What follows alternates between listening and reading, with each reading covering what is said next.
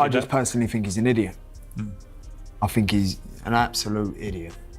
With a big head. A clean idiot, though. Yeah, but you're still an idiot, though. You're still an idiot that nobody likes. As I said, clean. even your dad don't like you. That's an accomplishment. As long as I'm That's clean. it, period, that's it. The truth of the matter is... I'm still going to render you unconscious. There you go. I want you to get up. I want you to wake up. That's yes, what we I do. want. That's what I want to hear. Yes, I do want you to wake up. I'm still going to flatten you. Good. Period.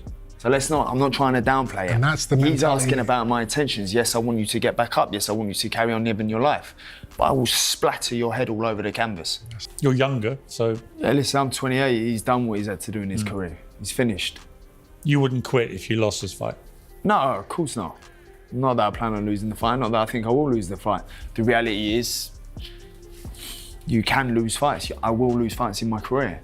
Not to this man. Well, what would it mean to lose to him? Oh, it'd be painful. What would it mean as Conor Benn and Chris Eubank Jr. didn't hold back insulting each other at the Piers Morgan show. However, Teddy Atlas discussed the fight between Chris Eubank Jr. and Conor Benn, noting that Eubank Jr. would likely aim to keep the fight on the outside, using his hand speed and ability to land counter punches from various angles. He thrives when he has space to work with. In contrast, Atlas believes Conor Benn would focus on closing the distance, trying to take away that space in order to limit Eubank Jr.'s movement and skill, making it harder for him to execute his game plan. Eubanks, wants to probably keep it on the outside as much as he can and use his skill sets to, use his hand speed and his ability to throw counter punches and, punches from different angles. He needs space, or space accommodates him pretty well and favors him pretty well when he has that space to do that. And I would think that Ben would like to take that space away, like to kind of work his way in. Teddy Atlas praised Eubank Jr.'s ability to box effectively on the outside when focused, highlighting his skill when in the right mindset. He also admired Conor Benn's aggressive yet responsible style, emphasizing his consistent offense while maintaining defensive responsibility. Atlas found the contrasting approaches of both fighters to be interesting. I like the ability of Eubanks when he's right, when his focus is there, when he's right, to be able to do things in a boxing way on the outside. And I love Ben's style and his approach. I do, where, being aggressive in a responsible way, in a way a fighter should be, with paying attention to, doing it with defense and responsibility of defense and, just proper way to engage somebody, but the consistent offense looking to, to engage. Liam Smith shared his thoughts on the fight, stating that he thinks Eubank Jr. will win on points, but he wouldn't be surprised if Conor Benn pulls off a victory. Smith mentioned that he feels Eubank Jr. is starting to show signs of decline, and that his weight at 160 pounds might be affecting him. Despite this, Smith believes the fight is still close, and if either fighter knocks the other out, it wouldn't surprise him as both have been hurt before. Ultimately, he sees it as a competitive fight. I think Eubank beats him on points. Eubank Ben, what do you think happens? You know what, I'm a little bit torn at the moment, but I'll stick with what I've always said. I think Eubank beats him on points, but I won't be surprised if Conor wins. I think Eubank is firmly on the slide, and I know I get stick for saying that. I also think 160 is hitting him now. He's starting to mention it a few times, so that's why I bring Conor into it a little bit more. But like I said before, that being said, if Conor flattens Chris, I won't be surprised. I won't be like, wow, Conor's just knocked Chris out. And if Chris was the same to Conor, I won't be surprised, because Conor's been down, many times before with journeyman, lesser punches than Chris, so I won't be surprised with the outcome, but I do think it's a closer fight this time round. Ricky Hatton shared his views on the Conor Benn versus Chris Eubank Jr. fight, highlighting that Benn is moving up 2 weight classes, making the fight interesting. He noted that Benn hasn't faced someone like Eubank Jr., especially at a higher weight. However, Hatton praised Benn's self-belief and determination, comparing it to his father's mindset. While many favor Eubank Jr., Hatton believes Benn's confidence and drive could make it a closer fight than expected. It's really interesting to think, to be honest with you. I mean, Conor's going up for 2 weight divisions.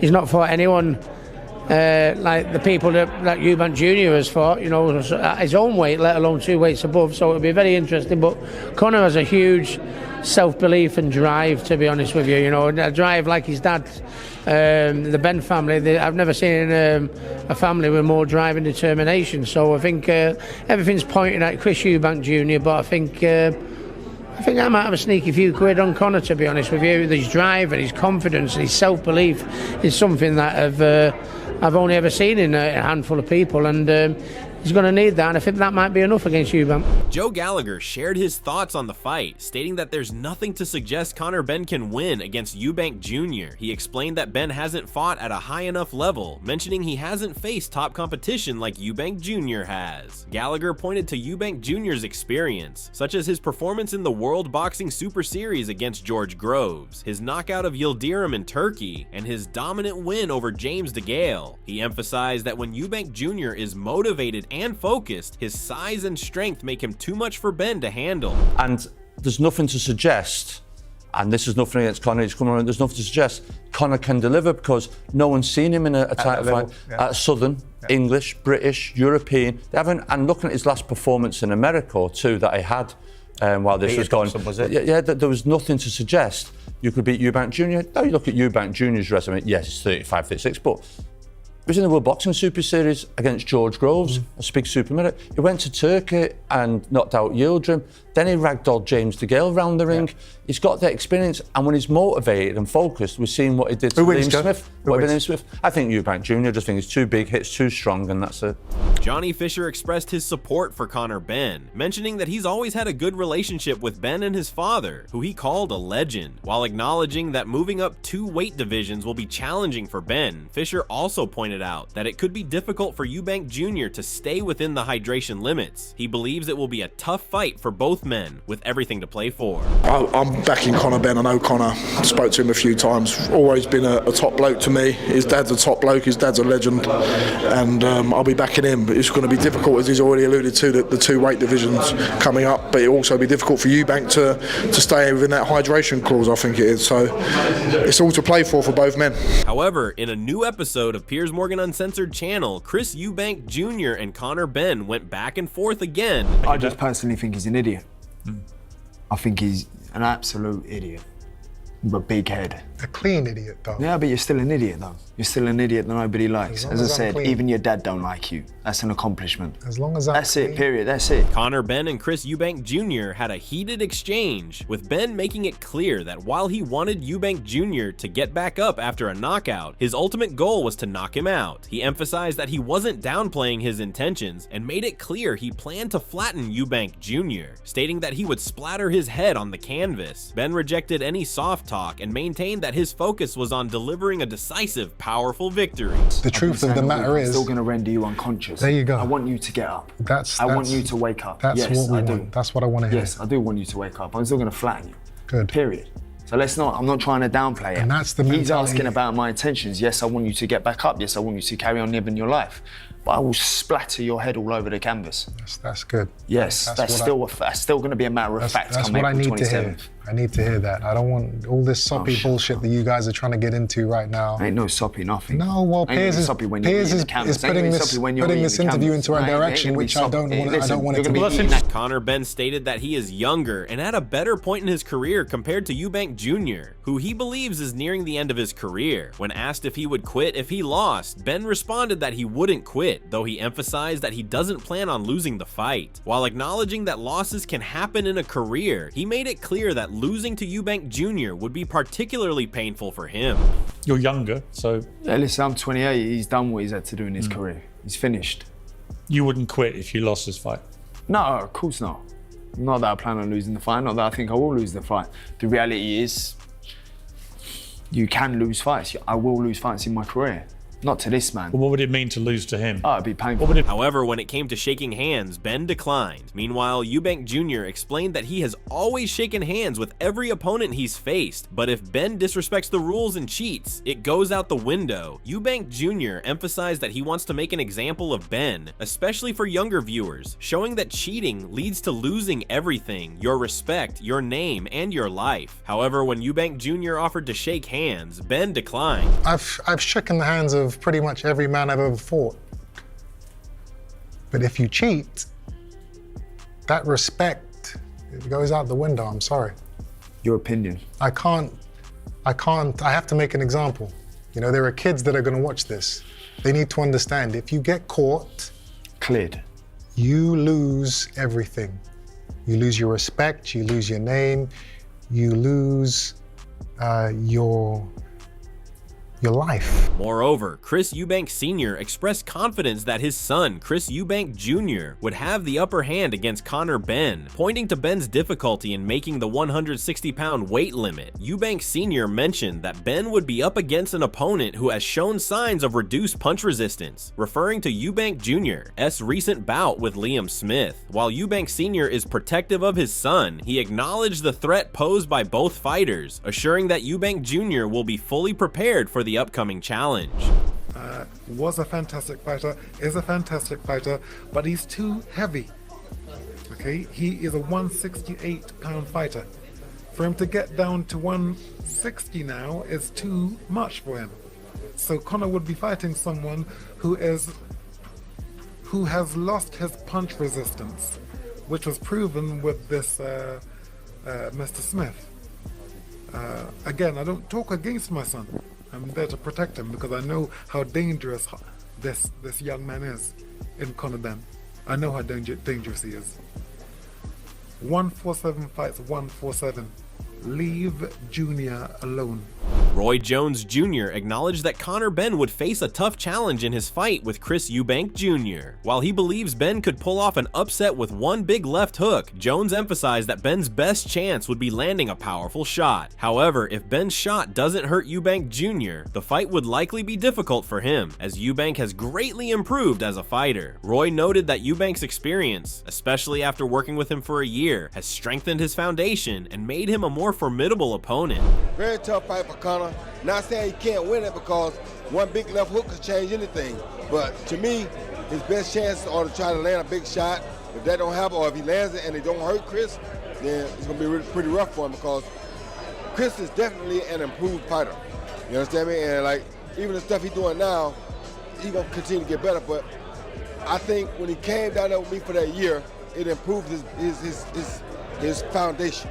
You understand me? So it made him a better fighter. Jones also recognized Benn's determination, especially after Liam Smith's upset victory, which might give Benn hope that he can do the same. Nevertheless, he stated that Eubank Jr.'s size and improvements make him the favorite in the fight, although it would still be an exciting and competitive match. Roy believes both fighters are great, but Eubank Jr.'s physical advantages would likely give him the upper hand in the bout.